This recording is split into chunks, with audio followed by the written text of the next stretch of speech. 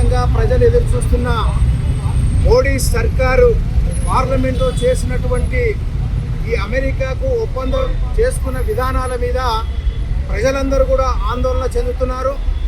ఇవాళ భారత ప్రభుత్వం ప్రధానంగా మోడీ అమెరికాకు ఒక తోలుబొమ్మలాగా ఎటు ఆడిస్తే అటు ఆడి ప్రజలకు నష్టం జరిగే విధంగా కొత్త చట్టాలను రూపొందించి అమలు చేసే పద్ధతిలో ఇవాళ మన ముందుకు తెస్తున్నారు.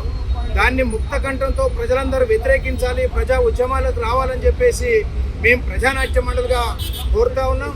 ఇవాళ భారతదేశంలో ఉన్నటువంటి ప్రజలకు అనుకూలమైనటువంటి చట్టాలన్నిటిని కూడా రద్దు చేస్తూ ప్రజా వ్యతిరేక విధానాన్ని అమలు చేసే విధంగా ఇవాళ భారత ప్రభుత్వం ఆలోచిస్తోంది.